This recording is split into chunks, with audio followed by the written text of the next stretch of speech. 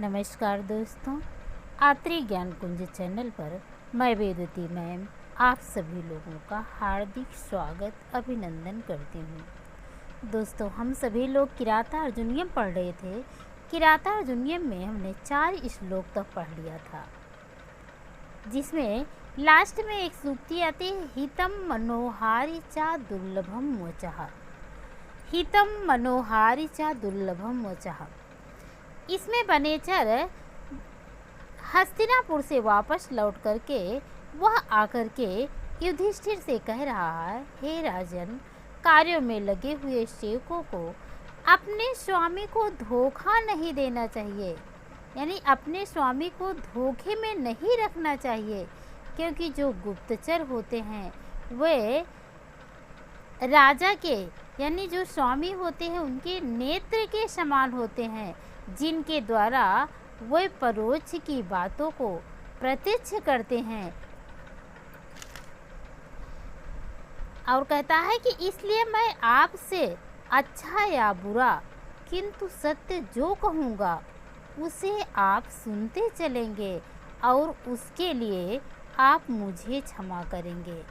कहता है कि मैं उचित या अनुचित या बोलते समय मैं वहाँ की जो व्यवस्थाएं देख कर आया हूँ उसके बारे में यदि मैं आपसे वर्णन करने लगूँ, कहने लगूँ, तो शायद आपको कुछ बुरा भी लगे।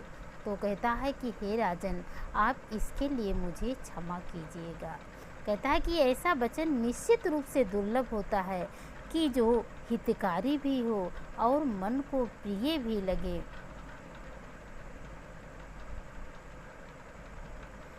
कहता है कि हितकर होगा कि वह प्रायः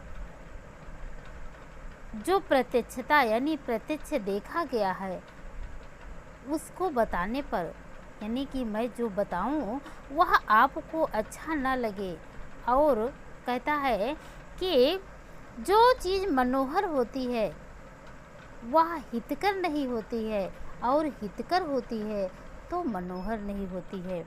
इस तरह से वो आकर के महाराज युधिष्ठिर से कह रहा है। आगे फिर कहता है, अगले श्लोक में क्या है, सह किं सखा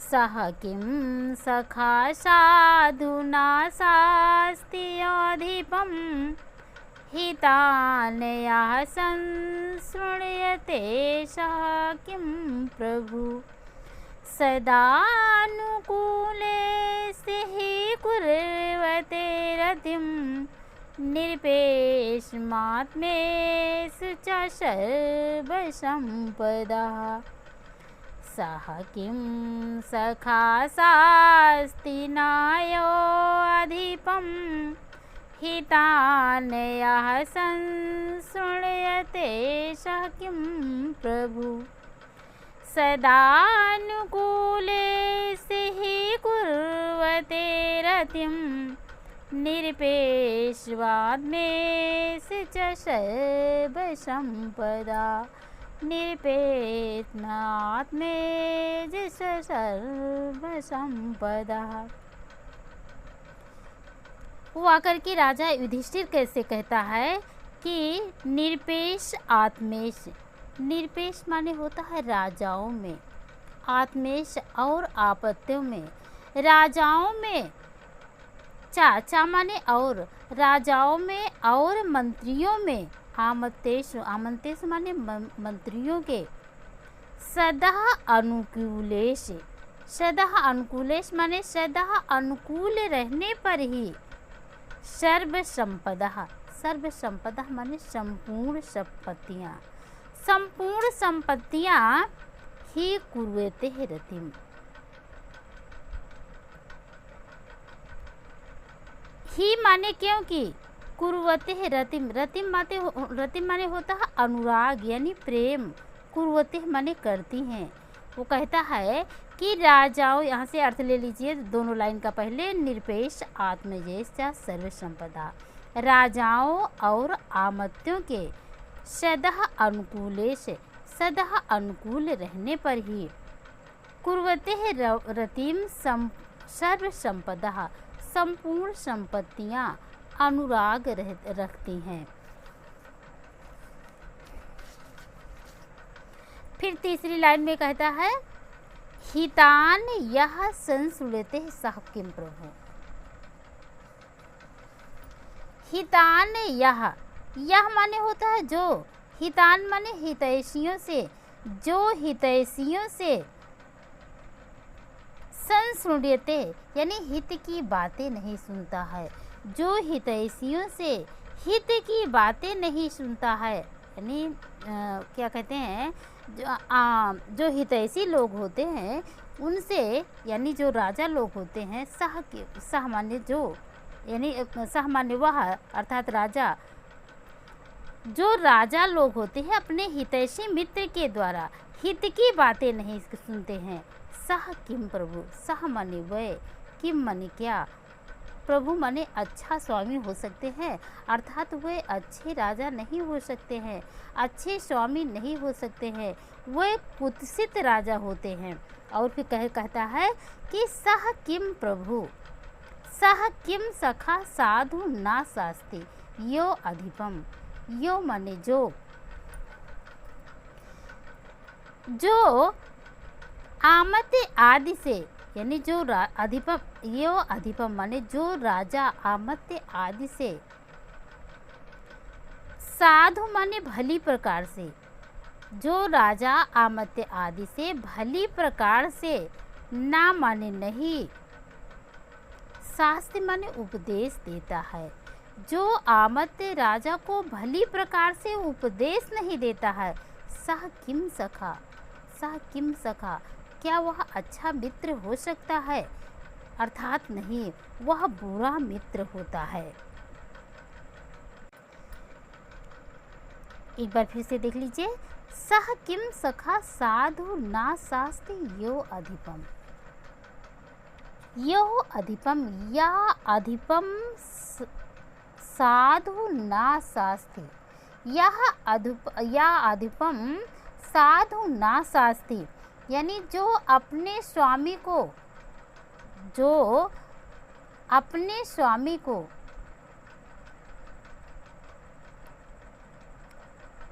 कह रहे हैं कि साधु मन सत्य, जो अपने स्वामी को सत्य परामर्श नहीं देता है, शास्त्र माने उपदेश देना या परामर्श देना, जो अपने स्वामी को सत्य परामर्श ना माने नहीं देता है।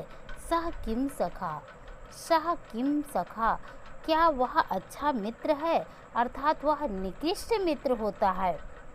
फिर कहते हैं हितान यह संस्मृते सह किम प्रभु, या हितात ना संस्मृते, यह माने जो,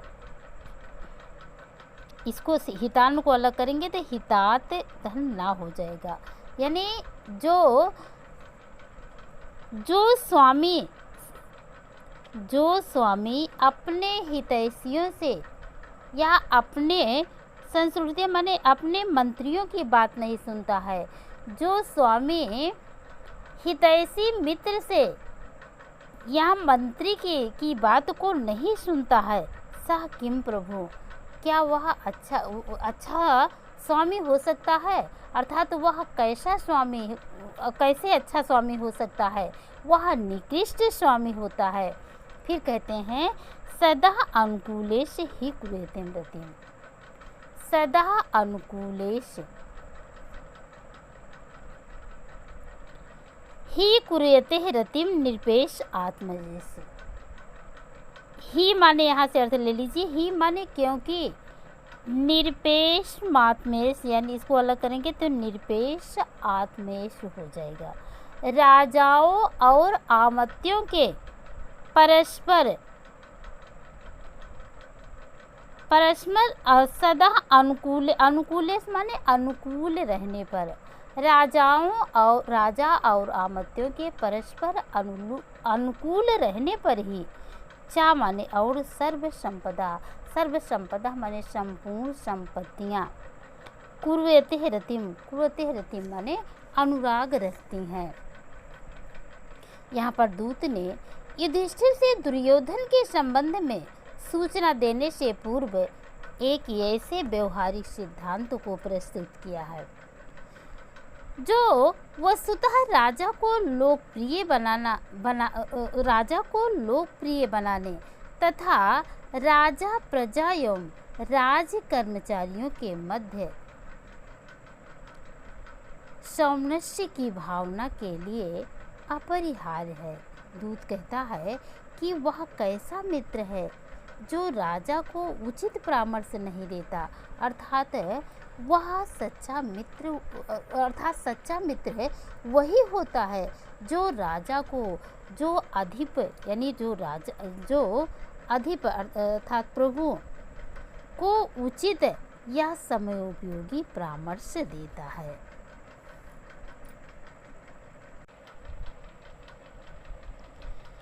शाह किं सखा साधुना शास्ति यो माने जो, अधिपम माने राजा को, साधु माने सत्य यानी सच्चा, शास्ति माने उपदेश, ना माने नहीं देता है। जो सेवक अपने स्वामी को हित की बातों का उपदेश नहीं देता है, सह किम सखा, क्या वह अच्छा मित्र हो सकता है? अर्थात वह कुत्सित मित्र होता है, बुरा मित्र होता है।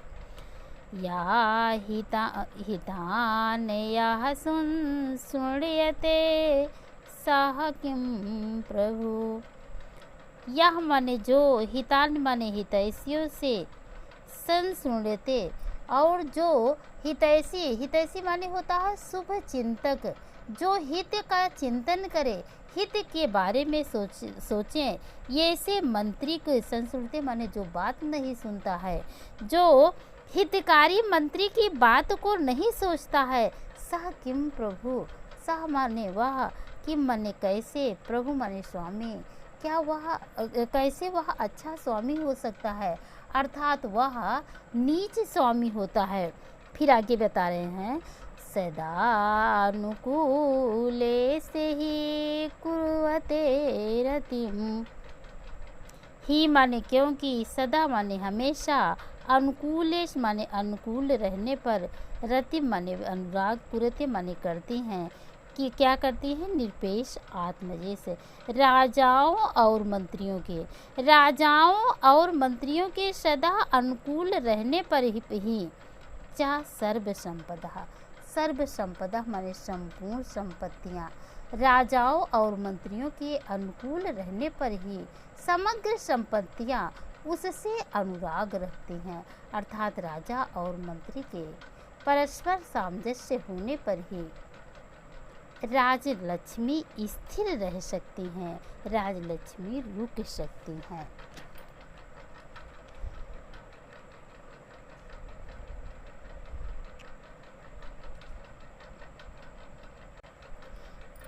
यहाँ पर बनेचर कहना चाहता है कि मैं आपका सेवक हूँ, दूत बनकर दुर्योधन की राज्य व्यवस्था को मैं देखने गया था। मेरा कर्तव्य बनता है कि मैं आपको सही सही सूचना दूँ, सच सच बताऊँ।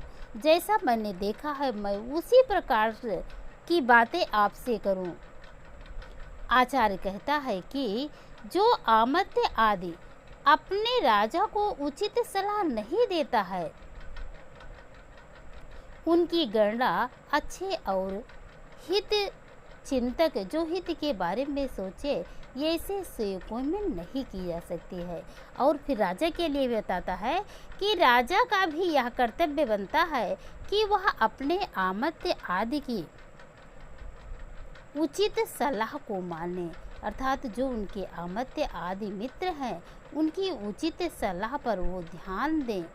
ऐसा करने पर, जब ऐसा करते हैं, अर्थात राजा मंत्रियों की उचित सलाह को मानता है और क्या कहते हैं, जो स्वामी होता है वो राजा को उचित सलाह देता है। ऐसा करने पर जो राज संपत्तियां हैं वे सुरक्षित रह सकती हैं। इस विषय में बनेचर महाराज युधिष्ठिर से आकर के कहता है। ये था जो आपका 5वां श्लोक। एक बार इसका वाचन कर लेते हैं। साह किं सखा साधुना शास्त्योऽधिपं हितानयः संशृण्यते सः किं प्रभु सदानुकूलेषु हि कुर्वते रतिं निरपेक्ष्मात्मेश्च सर्वसम्पदा निरपेक्ष्मात्मेश च सर्वसम्पदः। आगे 5वें श्लोक में वनेचर अपने अपमान का परिहार करता हुआ युधिष्ठिर से कहता है। क्या कहता है? निसर्गे दुर्बोधम् आबोध्य विक्ल्वा क्वा भूपतीनां चरितं कजन्तवः तवानुभावोऽयम् अवेदयन्मया तवानुभावोऽयम् अवेदयन्मया निगूढतत्त्वं नयत्वं विदिशाम् निगूढतत्त्वं नैवार्थविदिशाम् निसर्गे दुर्बोधम् आबोध्य विक्ल्वा क्वा भूपतीनां चरितं कजन्तवा तव अनुभावोऽयम् अवेदयन्मया निगूढतत्त्वं नैवार्थविदुषाम् निगूढतत्त्वं नैवार्थविदुषाम्। लास्ट वाले लाइन का अर्थ लीजिए पहले यहाँ से। विदुषाम, विदुषाम माने होता है शत्रुओं से। नयत वर्म, नयत वर्म माने गुप्त निगूढ़ तत्त्व, गूढ़ तत्त्व, गूढ़ तत्व माने होता है गुप्त रहस्य से युक्त। नयत वर्म नीति मार्ग को यन्मयः अवेदि। यत मया, यत माने जो, मया माने मेरे द्वारा, अवेदि माने जाना गया। कहता है कि तव अनुभावो, अयम तव अनुभवः, जो मेरे द्वारा जाना गया, मेरे द्वारा समझा गया, अयम तव अनुभव है, यह सब आपका ही प्रभाव था, आपकी ही कृपा थी कि जो मैंने वीर शत्रुओं के अत्यंत गूढ़ तत्व वाले नीति मार्ग को जाना। फिर क्या कह रहा है? तीसरी 2 लाइन समझ में आ गया होगा। फिर तीसरी लाइन में कहता है क्वा भूतवती नाम चरितम का जंत्वा। क्वा भूपति नाम चरितम,